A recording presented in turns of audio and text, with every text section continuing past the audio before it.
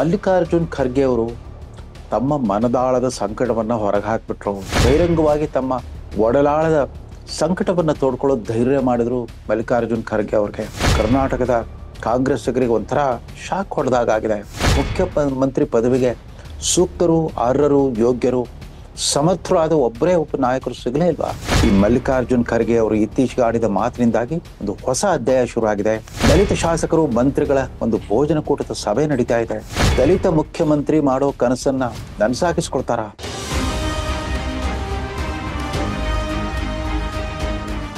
ಅದ್ಯಾಕೋ ಅಧಿಕಾರಾರೂಢ ಕಾಂಗ್ರೆಸ್ ಪಕ್ಷಕ್ಕೆ 2023ರಿಂದ ಅಧಿಕಾರ ವಹಿಸಿಕೊಂಡು 2 ವರ್ಷಗಳಾದ್ಮೇಲೂ ಕೂಡ ಶಾಂತಿ, ಸಮಾಧಾನ, ನೆಮ್ಮದಿಗಳೇ ಇಲ್ಲ. ಒಬ್ಬ ಮಾಸ್ ಲೀಡರ್ ಅನ್ಸ್ಕೊಂಡಿರೋ ಅನುಭವಿ ನಾಯಕರೊಬ್ರು ಮುಖ್ಯಮಂತ್ರಿ ಆಗಿದ್ದಾರೆ. ಸಂಘಟನೆಯಲ್ಲಿ ಬಲಿಷ್ಠ ನಾಯಕರು ಅನ್ಸ್ಕೊಂಡಿರೋ ಒಬ್ಬ ಮಧ್ಯಮ ತಲೆಮಾರಿನ ಉಪಮುಖ್ಯಮಂತ್ರಿ ಇದ್ದಾರೆ. 30 ಜನ ಮಂತ್ರಿಗಳಿದ್ದಾರೆ. 138 ಜನ ಶಾಸಕರಿದ್ರು ಕೂಡ ಶಾಂತಿ, ಸಮಾಧಾನ, ನೆಮ್ಮದಿಗಳು ನೆರೆಸಲೇ ಇಲ್ಲ. ಯಾಕಂತಂದ್ರೆ ಪ್ರಮಾಣ ವಚನ ಸ್ವೀಕರಿಸೋದು ದಿನದಿಂದಲೇ ಶುರು ಆಗ್ಬಿಡ್ತು ಪ್ರಶ್ನೆ. ಎಷ್ಟು ದಿವಸ ಸಿದ್ದರಾಮಯ್ಯ ಮುಖ್ಯಮಂತ್ರಿ ಆಗಿರ್ತಾರೆ? ಡಿ ಕೆ ಶಿವಕುಮಾರ್ 2.5 ವರ್ಷದ ನಂತರ ಮುಖ್ಯಮಂತ್ರಿ ಆಗ್ತಾರಾ ಇಲ್ವಾ? ಅವ್ರು ಬಿಡ್ತಾರಾ, ಇವ್ರು ಬಿಟ್ಕೊಡ್ತಾರ? ಈ ಪ್ರಶ್ನೆ ಇಟ್ಕೊಂಡ್ಬಿಟ್ಟು ನಿರಂತರವಾಗಿ ಅನಿಶ್ಚಿತತೆ, ಅಭದ್ರತೆ, ಅಸ್ಥಿರತೆಯ ಒಂದು ಪ್ರಹಸನವೇ ಮುಂದುವರಿತಾ ಬಂದಿತ್ತು ಇದುವರೆಗೂ ಕೂಡ. ಇನ್ನೇನು ಇದಕ್ಕೊಂದು ನಿರ್ಣಾಯಕ ಹಂತ ಬಂದಿದೆ ಅಂತ ಮೊನ್ನೆ ಈಗ 2 ವಾರಗಳ ಹಿಂದೆ ದಿಲ್ಲಿಯ ಕರ್ನಾಟಕ ಭವನದಲ್ಲೇ ಮುಖ್ಯಮಂತ್ರಿ ಸಿದ್ದರಾಮಯ್ಯ ತಮ್ಮ ಪ್ರತಿಸ್ಪರ್ಧಿಯ ವಿರುದ್ಧ ಒಂದು ರಣಕಾಳೆಯನ್ನೇ ಮೊಳಗಿಸಿದಾಗ ಇದೊಂದೇನೋ ಇತ್ಯರ್ಥ ಆಯ್ತು ಅಂತ ಅನ್ಸಿತ್ತು. ನಾನೇ 5 ವರ್ಷ ಮುಖ್ಯಮಂತ್ರಿ, ನಾನು ಮುಖ್ಯಮಂತ್ರಿಯಾಗಿ ಮುಂದುವರಿಲಿಕ್ಕೆ ಹೈಕಮಾಂಡ್ನ ಯಾವುದೇ ತಕರಾರಿಲ್ಲ. ಡಿ ಕೆ ಶಿವಕುಮಾರ್ಗೆ ಆಸೆ ಇರಬಹುದು, ಆದರೆ ಶಾಸಕರ ಬೆಂಬಲವಿಲ್ಲ. ಅವರು ಕೆಪಿಸಿಸಿ ಅಧ್ಯಕ್ಷರಾಗಿ ಮಾಡಿದ್ದೇನು ಮಹಾ, ಯಾರೇ ಆದ್ರೂ ಕೂಡ ಆ ಸ್ಥಾನದಲ್ಲಿದ್ರೆ ಆ ಕೆಲಸ ಮಾಡ್ತಿದ್ರು ಇತ್ಯಾದಿ ಮಾತಾಡಾದ್ಮೇಲೆ ಮೈಸೂರಿನಲ್ಲಿ ಸಾಧನಾ ಸಮಾವೇಶ ಆಯಿತು. ಸಾಧನಾ ಸಮಾವೇಶದಿಂದ ತಮ್ಮ ಒಂದು 10 ನಿಮಿಷಗಳ ಭಾಷಣ ಮುಗಿಸ್ಬಿಟ್ಟು ಏಕಾಏಕಿ ಎದ್ದು ಹೋಗ್ಬಿಟ್ಟು ಡಿ ಕೆ ಶಿವಕುಮಾರ್ ಅಲ್ಲಿಂದಾಚೆ ಅಧಿಕಾರಿಗಳ ಸಭೆಯಲ್ಲಿ ಇಬ್ರು ಉಪಸ್ಥಿತರಿದ್ರು ಕೂಡ ಮುಖ ಸಿಂಡರ್ಸ್ಕೊಂಡು ಕೂತಿರೋ ದೃಶ್ಯಾವಳಿಗಳು ಪ್ರತಿ ದಿವಸ ಜನರಿಗೆ, ಕರ್ನಾಟಕದ ಜನತೆಗೆ ಒಂಥರ ಸಂಕಟವನ್ನು ಉಂಟು ಮಾಡ್ತಾ ಇದೆ. ಈ ಸರ್ಕಾರದಲ್ಲಿ ಪರಸ್ಪರ ಸ್ನೇಹ, ಸಹಕಾರ, ವಿಶ್ವಾಸ, ಸೌಹಾರ್ದತೆ ಯಾವುದು ಕಾಣಿಸ್ತಾ ಇಲ್ವಲ್ಲ ಅಂತ ಅಂದ್ಬಿಟ್ಟು ಯಾವ ಮಂತ್ರಿ ಹೇಳಿಕೆ ಕೊಟ್ಟರು ಕೂಡ ಅವ್ರು ಸಿದ್ದರಾಮಯ್ಯ ಬಣದವರೇ, ಡಿ ಕೆ ಶಿ ಬಣದವರೇ ಅಂತ ಇದೇ ನಡೀತಾ ಇತ್ತು. ಇದ್ರ ಮಧ್ಯೆ ಅಖಿಲ ಭಾರತ ಕಾಂಗ್ರೆಸ್ ಅಧ್ಯಕ್ಷ ಹಾಗೂ ಇವತ್ತಿನ ತಲೆಮಾರಿನ ಕಾಂಗ್ರೆಸ್ಸಿಗರ ಪೈಕಿ ಅತ್ಯಂತ ಸೀನಿಯರ್ ಲೀಡರ್ ಅನ್ನಬಹುದಾದ ಮಲ್ಲಿಕಾರ್ಜುನ್ ಖರ್ಗೆ ಅವರು ತಮ್ಮ ಮನದಾಳದ ಸಂಕಟವನ್ನ ಹೊರಗೆ ಹಾಕ್ಬಿಟ್ರು. ಅವ್ರು ಇದ್ದಕ್ಕಿದ್ದಂತೆನೆ ನಾನು 1999ರಲ್ಲೇ ಮುಖ್ಯಮಂತ್ರಿ ಆಗ್ಬೇಕಾಗಿತ್ತು. ನಾನು 5 ವರ್ಷಗಳ ಕಾಲ ಕೆಪಿಸಿಸಿ ಅಧ್ಯಕ್ಷನಾಗಿ ಇಡೀ ರಾಜ್ಯಾದ್ಯಂತ ಓಡಾಡಿ ಪಕ್ಷ ಕಟ್ಟಿದ್ದೆ. ಆದರೆ ಚುನಾವಣೆ ಕೇವಲ 4 ತಿಂಗಳಿದ್ದಾಗ ಇದ್ದಕ್ಕಿದ್ದಂತೆ ಎಸ್.ಎಂ. ಕೃಷ್ಣ ಅವರನ್ನ ಕೆಪಿಸಿಸಿ ಅಧ್ಯಕ್ಷರನ್ನಾಗಿ ಮಾಡಿದ್ರು. ಅವರೊಂದು ರಥಯಾತ್ರೆ ಮಾಡಿಬಿಟ್ಟು ಪ್ರಚಾರ ಮಾಡಿದ ಕೂಡಲೇ ಅವ್ರಿಗೆ ಮುಖ್ಯಮಂತ್ರಿ ಸ್ಥಾನ ಸಿಕ್ತು ಅಂತ ಸುಮಾರು 26 ವರ್ಷಗಳ ನಂತರ ಈ ರೀತಿ ಬಹಿರಂಗವಾಗಿ ತಮ್ಮ ಒಡಲಾಳದ ಸಂಕಟವನ್ನ ತೋಡ್ಕೊಳ್ಳೋ ಧೈರ್ಯ ಮಾಡಿದ್ರು ಮಲ್ಲಿಕಾರ್ಜುನ್ ಖರ್ಗೆ ಅವ್ರಿಗೆ. ನನಗೆ ನಮ್ಮ ಪಕ್ಷದ ಆಂತರಿಕ ರಾಜಕೀಯದಿಂದಾಗಿ ಮುಖ್ಯಮಂತ್ರಿ ಪದವಿ ತಪ್ಪೋಯ್ತಲ್ಲ ಅಂತ ಹೇಳ್ಕೊಳ್ಳೋದಕ್ಕೂ ಕೂಡ ಖರ್ಗೆ ಅವ್ರಿಗೆ 26 ವರ್ಷಗಳು ಬೇಕಾಗಿದೆ. ಮತ್ತು ಇದಕ್ಕೆ ಸಂಬಂಧಪಟ್ಟ ತಮ್ಮ ಪ್ರತಿಸ್ಪರ್ಧಿ ಎಸ್.ಎಂ. ಕೃಷ್ಣ ಅವರು ಗತಿಸಿ 6-7 ತಿಂಗಳಾದ ಮೇಲೆ ಖರ್ಗೆ ಅವರು ಈ ಮಾತನ್ನ ಹೇಳಿದ್ದಾರೆ.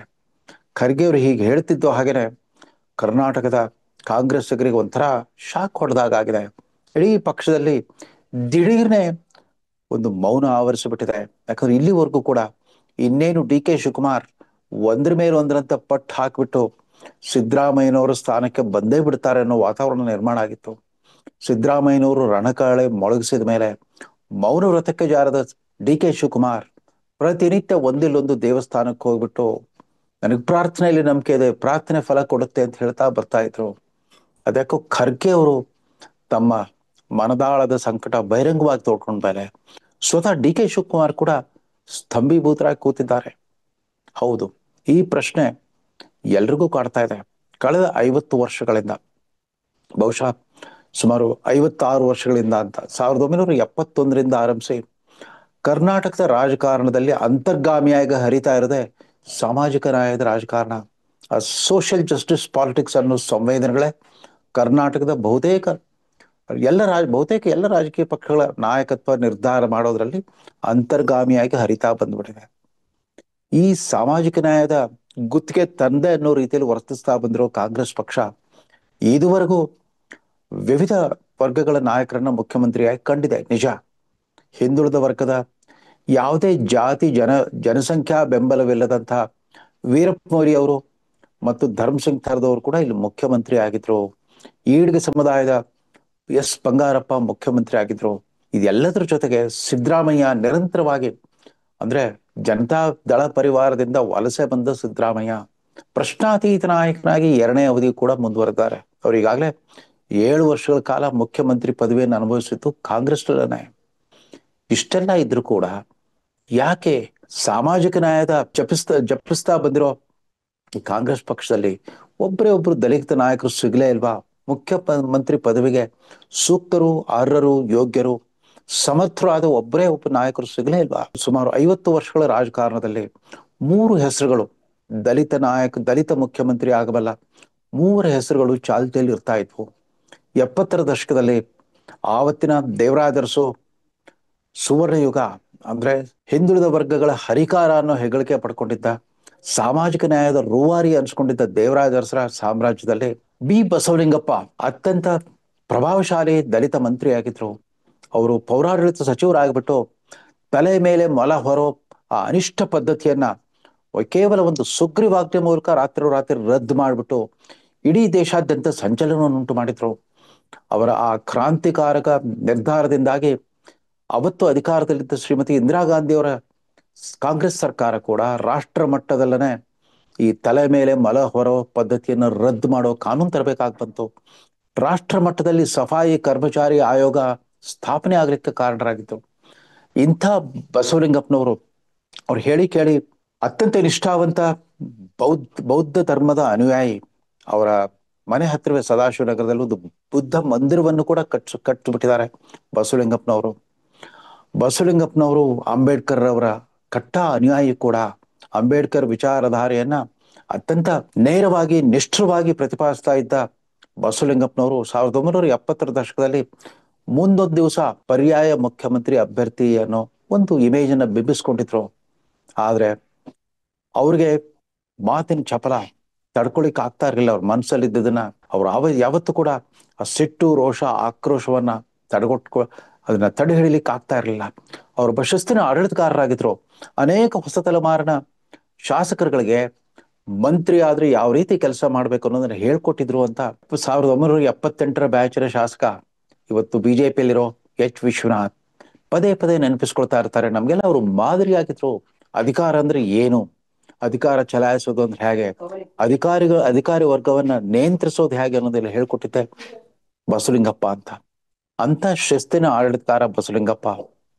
ಮಾತಿನ ಭರದಲ್ಲಿ ಆವತ್ತಿನ ಕನ್ನಡ ಸಾಹಿತ್ಯವೆಲ್ಲ ಭೂಸ ಅಂತ ಎಲ್ಲೋ ಒಂದ್ ಕಡೆ ಕರೆದು ಬಿಟ್ರು.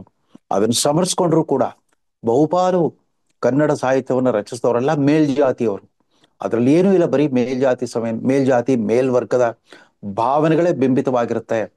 ಇದೊಂದು ಭೂಸ ಅಂತ ಹೇಳಿದ್ರು. ಬಸವಲಿಂಗಪ್ಪನವರು ಯಾವಾಗ ಕನ್ನಡ ಸಾಹಿತ್ಯವನ್ನ ಭೂಸ ಅಂತ ಜರದ್ರು ಆ ಕ್ಷಣದಿಂದಲೇ ಕರ್ನಾಟಕದಾದ್ಯಂತ ಬುದ್ಧಿಜೀವಿಗಳು, ಕಲಾವಿದರು, ಲೇಖಕರು ಬೀದಿಗಿಳಿದು ಹೋರಾಟ ಶುರು ಮಾಡಿದ್ರು. ಬಸವಲಿಂಗಪ್ಪನವರು ಆಡಿದ ಮಾತಿಗೆ ಪ್ರತಿಭಟನೆ ವ್ಯಕ್ತಪಡಿಸಿದಷ್ಟೇ ಅಲ್ಲ, ಅದಕ್ಕಾಗಿ ಅವರಿಂದ ಕ್ಷಮೆಯಾಚನೆ ಬೇಡಿದ್ರು. ಆದ್ರೆ ಹಠಮಾರಿ ಬಸವಲಿಂಗಪ್ಪನವರು ಯಾವ ಒತ್ತಡಕ್ಕೂ ಬಗ್ಲೇ ಇಲ್ಲ. ಕಡೆಗೆ ಅವರ ರಾಜೀನಾಮೆಗೆ ಒತ್ತಾಯ ಬಂದಾಗ ಮುಖ್ಯಮಂತ್ರಿ ದೇವರಾಜ ಅರಸರು ಅನಿವಾರ್ಯವಾಗಿ ತಮ್ಮ ಸರ್ಕಾರವನ್ನ ಮುಜುಗರದಿಂದ ತಪ್ಪಿಸ್ಕೊಳ್ಳಿಕ್ಕೆ ಅವರಿಂದ ರಾಜೀನಾಮೆ ಪಡ್ಕೊಂಡ್ಬಿಟ್ರು.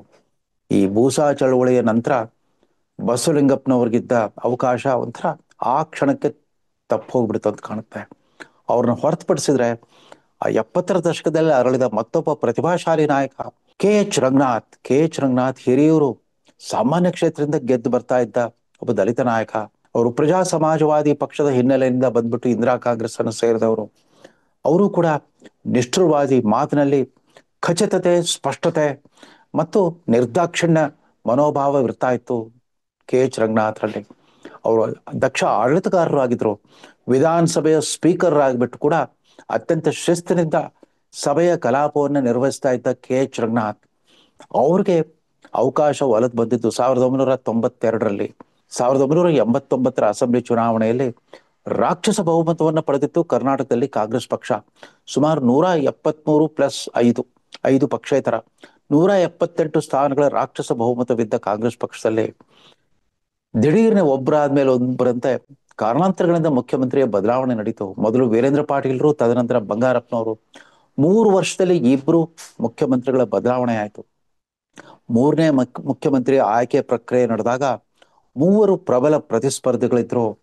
ಅವ್ರ ಪೈಕಿ ಒಬ್ರು SM ಕೃಷ್ಣ, ಒಕ್ಕಲಿಗ ಜನಾಂಗದ ಅತ್ಯಂತ ಜನಾಕರ್ಷಕ ವ್ಯಕ್ತಿತ್ವದ SM ಕೃಷ್ಣ, ಲಿಂಗಾಯತ್ ಸಮಾಜದ ನಿಷ್ಠುರವಾದಿ ಆಡಳಿತಗಾರ ರಾಜಶೇಖರ ಮೂರ್ತಿ ಮತ್ತು ದಲಿತ ಸಮುದಾಯದ KH ರಂಗನಾಥ್. ಇವರು ಮೂವರು ಕೂಡ ವ್ಯಕ್ತಿಗತವಾದ ವರ್ಚಸ್ಸನ್ನು ರೂಢಿಸಿಕೊಂಡ ಜಾತಿ ಲೆಕ್ಕಾಚಾರ ಮೀರಿದ ಪ್ರಭಾವಶಾಲಿ ನಾಯಕರಾಗಿದ್ರು. ಆದ್ರೆ ಇವರ ಮೂವರು ನಡುವೆ ಯಾರನ್ನ ಆರಿಸ್ಬೇಕು ಅಂತ ಹೈಕಮಾಂಡ್ ವೀಕ್ಷಕರಿಗೆ ಸ್ಪಷ್ಟವಾದ ನಿಲುವು ತಾಳ್ಲಿಕ್ಕೆ ಆಗದೆ ಇದ್ದಿದ್ರಿಂದ ಆವತ್ತಿನ ಪ್ರಧಾನಮಂತ್ರಿ ಮತ್ತು AICC ಅಧ್ಯಕ್ಷ PV ನರಸಿಂಹರಾಯರು ವೀಕ್ಷಕರ ಮೂಲಕ ಕಳಿಸಿಕೊಟ್ಟ ಒಂದು ಸೀಲ್ ಮಾಡಿದ ಕವರನ್ನು ಒಡೆದು ನೋಡಿದ್ರು. ಆ ಲಕೋಟೆಯನ್ನು ತೆರೆದು ನೋಡಿದಾಗ ಅದರಲ್ಲಿ ಬಂದಿತ್ತು ಇವ್ರು ಮೂರು ಅಲ್ಲ, ಅದರಲ್ಲಿ ಬಂದ ಹೆಸರು ವೀರಪ್ಪ ಮೊಯ್ಲಿ ಅವ್ರದ್ದು. ಕಾರ್ಕಳ ಕ್ಷೇತ್ರದಿಂದ ಆಯ್ಕೆಯಾಗಿ ಬರ್ತಾ ಇದ್ದ ಈ ಹಿಂದುಳಿದ ವರ್ಗದ ಆವತ್ತಿನ ಮಟ್ಟಿಗೆ ಯುವ ತಲೆಮಾರ ನಾಯಕ ವೀರಪ್ಪ ಮೊಯ್ಲಿ ಅವರೇ ಮುಖ್ಯಮಂತ್ರಿ ಆಗ್ಬಿಟ್ರು. ಹೀಗಾಗಿ KH ರಂಗನಾಥ್ ಅವರ ಚಾನ್ಸ್ ತಪ್ಪೋಯ್ತು. KH ರಂಗನಾಥ್ ಮುಂದೆ SM ಕೃಷ್ಣ ಸರ್ಕಾರದಲ್ಲಿ ಅರಣ್ಯ ಸಚಿವರಾಗಿದ್ದಾಗ ಕಾದಿಟ್ಟ ಅರಣ್ಯಗಳನ್ನ ಕಬ್ಬಿಣದ ಗಣಿಗಾರಿಕೆಗೆ ಡಿನೋಟಿಫೈ ಮಾಡ್ಬೇಕನ್ನೋ ಪ್ರಸ್ತಾಪ ಕ್ಯಾಬಿನೆಟ್ ಮುಂದೆ ಬಂದಾಗ ಅದನ್ನ ತೀವ್ರವಾಗಿ ಪ್ರತಿಭಟಿಸಿದ್ರು ಮಂತ್ರಿ KH ರಂಗನಾಥ್. ಲಿಖಿತ ರೂಪದಲ್ಲಿ ತಮ್ಮ ಆಕ್ಷೇಪಣೆಯನ್ನು ದಾಖಲಿಸಿದ್ರು. ಯಾವುದೇ ಕಾರಣಕ್ಕೂ ರಾಜಿ ಆಗಲ್ಲ ಅಂತ ಹೇಳಿದ್ರು. ಈ ನಿರ್ಧಾರ ಕೈಗೊಂಡ ಕ್ಯಾಬಿನೆಟ್ ಸಭೆಯಿಂದ ದೂರ ಕೂಡ ಉಳಿದ್ಬಿಟ್ರು.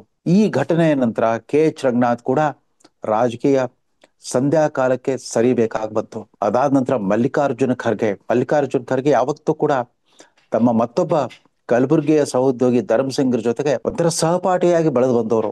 ಅವರಿಬ್ರು ಎಷ್ಟರ ಮಟ್ಟಿಗೆ ಹೈಕಮಾಂಡ್ ನಿಷ್ಠೆ ಅಂತಂದ್ರೆ, ಮಲ್ಲಿಕಾರ್ಜುನ್ ಖರ್ಗೆ ಅವರ ನಿಲುವು ಎಂಥದ್ದು ಅಂತಂದ್ರೆ, ಹೈಕಮಾಂಡ್ ನಿಲುವು ಸ್ಪಷ್ಟವಾಗಿ ಪ್ರಕಟವಾಗುವವರೆಗೂ ಕೂಡ ಯಾವತ್ತೂ ಕೂಡ ಬಂಡಾಯಗಾರನಂತೆ ಬಿಂಬಿಸ್ಕೊಳ್ಳಿಕ್ಕೆ ಅವ್ರಿಗೆ ಇಷ್ಟ ಇರ್ತಿರ್ಲಿಲ್ಲ. ಯಾವುದೇ ತರಹದ ರಿಸ್ಕ್ ತೆಗೆದುಕೊಳ್ಳದಿರುವ ಮನೋಭಾವವೇ ಖರ್ಗೆ ಅವರಿಗೆ ಚಾನ್ಸ್ ತಪ್ಪಿಸ್ತು ಅಂತ ಕಾಣುತ್ತೆ. 2004ರ ಅಸೆಂಬ್ಲಿ ಚುನಾವಣೆಯಲ್ಲಿ ಪ್ರಪ್ರಥಮ ಬಾರಿಗೆ ಯಾವುದೇ ಪಕ್ಷಕ್ಕೂ ನಿಚ್ಚಳ ಬಹುಮತವಿಲ್ಲದ ಒಂದೊಂದು ಹಂಗ ಅಸೆಂಬ್ಲಿ ಸೃಷ್ಟಿಯಾದಾಗ JDS ಪಕ್ಷ 58 ಶಾಸಕರಿದ್ದ JDS ಪಕ್ಷ ಮತ್ತು 64 ಮಂದಿ ಶಾಸಕರಿದ್ದ ಕಾಂಗ್ರೆಸ್ ಪಕ್ಷದ ನಡುವೆ ಒಂದು ಮೈತ್ರಿ ಒಪ್ಪಂದ ಏರ್ಪಟ್ಟಿದ್ದಾಯ್ತು. ಆಗ ಮುಖ್ಯಮಂತ್ರಿ ಆಯ್ಕೆ ಬಂದಾಗ ಸಹಜವಾಗಿ ದೇವೇಗೌಡರು ಅವರ ಮಾತೇ ನಡೀತಾ ಇತ್ತು. ಮಲ್ಲಿಕಾರ್ಜುನ್ ಖರ್ಗೆ ಅವರೊಬ್ಬ ನಿಷ್ಠುರವಾದಿ, ಖಚಿತವಾದಿ ಅಂತ ಅನ್ಕೊಂಡ್ಬಿಟ್ಟು ಯಾವುದೇ ಜಾತಿ ಬೆಂಬಲವಿಲ್ಲದ ಧರ್ಮಸಿಂಗ್ರನ್ನ ಮುಖ್ಯಮಂತ್ರಿ ಮಾಡಿಬಿಟ್ರು. ಧರ್ಮಸಿಂಗ್ ಮುಖ್ಯಮಂತ್ರಿ, ಸಿದ್ದರಾಮಯ್ಯ ಉಪಮುಖ್ಯಮಂತ್ರಿ ಆದ ಸರ್ಕಾರದಲ್ಲಿ ಪಾಪ ಮಲ್ಲಿಕಾರ್ಜುನ್ ಖರ್ಗೆ ಕ್ಯಾಬಿನೆಟ್ ಸಚಿವರಾಗಿ ಮುಂದುವರಿಬೇಕಾಗಿ ಬಂತು. ಇದಾದ ನಂತರ ಕಾಂಗ್ರೆಸ್ ಧರ್ಮಸಿಂಗ್ ಸರ್ಕಾರ ಬಹಳ ದಿವಸ ಬಾಳಲಿಲ್ಲ. ಕುಮಾರಸ್ವಾಮಿ BJP ಜೊತೆಗೆ ಹೊಂದಾಣಿಕೆ ಮಾಡ್ಕೊಂಡ್ಮೇಲೆ ರಾಜಕೀಯ ಗತಿಯೇ ಬದಲಾಗ್ಬಿಡ್ತು. ಅದಾದ ನಂತರ 2008ರಲ್ಲಿ ಕಾಂಗ್ರೆಸ್ ಪಕ್ಷ ಮತ್ತೊಮ್ಮೆ ವಿರೋಧ ಪಕ್ಷದ ಸ್ಥಾನದಲ್ಲಿ ಕೂತ್ಕೊಳ್ಳಿಕ್ ಬಂದಾಗ ಖರ್ಗೆ ಅವರು ವಿರೋಧ ಪಕ್ಷದ ನಾಯಕರಾಗಿದ್ರು, KPCC ಅಧ್ಯಕ್ಷರಾಗಿದ್ರು. ಅಷ್ಟೊತ್ತಿಗಾಗಲೇ ಸಿದ್ದರಾಮಯ್ಯ ದಳ ಪರಿವಾರದಿಂದ ಕಾಂಗ್ರೆಸ್ಗೆ ಎಂಟ್ರಿ ಕೊಟ್ಟಿದ್ರು. ಸಿದ್ದರಾಮಯ್ಯನವರ ಆ ಮಹತ್ವಾಕಾಂಕ್ಷೆ ಎಷ್ಟು ಪ್ರಬಲವಾಗಿತ್ತು ಅಂತಂದ್ರೆ, ಏನಾದ್ರೂ ಮಾಡಿ ಆ ಖರ್ಗೆ ಅವರ ಜಾಗವನ್ನ ಖಾಲಿ ಮಾಡಿಸಿ ತಾನೇ ವಿರೋಧ ಪಕ್ಷದ ನಾಯಕನಾಗಬೇಕನ್ನೋ ಹಠಕ್ಕೆ ಹೈಕಮಾಂಡ್ ಬಾಗ್ಲೇಬೇಕಾಗಿ ಬಂತು. 2009ರಲ್ಲಿ ಮಲ್ಲಿಕಾರ್ಜುನ್ ಖರ್ಗೆ ಅವರನ್ನ ಇಲ್ಲಿ ವಿಧಾನಸಭೆಗೆ ರಾಜೀನಾಮೆ ಕೊಡಿಸಿ ಕಲಬುರಗಿಯಿಂದ ಲೋಕಸಭೆಗೆ ಆಯ್ಕೆ ಮಾಡಿ ಕಳಿಸಿದ್ರು. ಅಲ್ಲಿ ಅವರು ಕೇಂದ್ರ ಸರ್ಕಾರದಲ್ಲಿ ಮಂತ್ರಿ ಆದ್ರು. UPA ಸರ್ಕಾರದಲ್ಲಿ ರೈಲ್ವೆ ಸಚಿವರಾಗಿ, ಕಾರ್ಮಿಕ ಸಚಿವರಾಗಿ ಅತ್ಯಂತ ದಕ್ಷ ಆಡಳಿತಕಾರ ಅಂತ ಒಂದು ಖ್ಯಾತಿ ಪಡ್ಕೊಂಡ್ರು ಕೂಡ ಮತ್ತೊಮ್ಮೆ ಅವರಿಗೆ ಮುಖ್ಯಮಂತ್ರಿ ಆಗೋ ಕನಸು ಈಡೇರಲಿಲ್ಲ. 2013ರಲ್ಲೂ ಕೂಡ ಅಷ್ಟೇ ಸಿದ್ದರಾಮಯ್ಯ ಮುಖ್ಯಮಂತ್ರಿ ಆಗ್ಬಿಟ್ರು. ಆಗ ಮಧ್ಯಮ ತಲೆಮಾರಿನ ನಾಯಕ ಡಾಕ್ಟರ್ G. ಪರಮೇಶ್ವರ್ ಅವರೇ KPCC ಅಧ್ಯಕ್ಷರಾಗಿದ್ರು. ಪರಮೇಶ್ವರ್ಗೂ ಒಂದು ಚಾನ್ಸ್ ಇದೆ ಅಂತ ಜನ ಅನ್ಕೊಂಡ್ರೆ ಅವರು ಸ್ಪರ್ಧಿಸಿದ ಕೊರಟಗೆರೆ ಕ್ಷೇತ್ರದಲ್ಲಿ ಒಬ್ಬ ಅನಾಮಧೇಯ JDS ಅಭ್ಯರ್ಥಿ ಎದುರಿಗೆ ಸೋಲನ್ನು ಅನುಭವಿಸ್ಬಿಟ್ರು ಪರಮೇಶ್ವರ್. ಆ ಅವಧಿಯಲ್ಲಿ 2013ರಿಂದ 2018 ಅವಧಿಯಲ್ಲಿ ಜಿ ಪರಮೇಶ್ವರ್ ಸಿದ್ದರಾಮಯ್ಯನವರ ಎದುರಿಗೆ ತಲೆ ಎತ್ತಲಿಕ್ಕಾಗದೆ ನಾನಾ ಥರದ ವ್ಯಕ್ತಿಗತ ಮುಜುಗರ ಮತ್ತು ಅಪಮಾನವನ್ನು ಅನುಭವಿಸಬೇಕಾಗಿ ಬಂತು. 2018ರಲ್ಲಿ ಮತ್ತೊಮ್ಮೆ ಹಂಗ್ ಅಸೆಂಬ್ಲಿ ಸೃಷ್ಟಿಯಾದಾಗ, ಕುಮಾರಸ್ವಾಮಿ ನೇತೃತ್ವದ ಮೈತ್ರಿ ಸರ್ಕಾರ ರಚನೆಯಾದಾಗ ಪರಮೇಶ್ವರ್ ಉಪಮುಖ್ಯಮಂತ್ರಿ ಆದ್ರು. ಆದ್ರೆ ಶಾಸಕಾಂಗ ಪಕ್ಷದ ನಾಯಕತ್ವ ಅವ್ರಿಗೆ ಸಿಗಲೇ ಇಲ್ಲ. ಯಥಾ ಪ್ರಕಾರ ಸರ್ಕಾರದ ಹೊರಗಿದ್ಕೊಂಡೇ ಲಗಾಮನ್ನು ಹಿಡ್ಕೊಂಡ್ಬಿಟ್ಟು ಸರ್ಕಾರವನ್ನ ಅಲ್ಲಾಡಿಸ್ಬಿಟ್ರು ಸಿದ್ದರಾಮಯ್ಯ. ಅವರೇ ಶಾಸಕಾಂಗ ಪಕ್ಷದ ನಾಯಕರಾಗಿದ್ರು. CLP leader ಸರ್ಕಾರದಲ್ಲಿರಲಿಲ್ಲ. ಉಪಮುಖ್ಯಮಂತ್ರಿ ಆಗಿದ್ದ ಪರಮೇಶ್ವರ್ CLP ಲೀಡರ್ ಆಗಿರಲಿಲ್ಲ.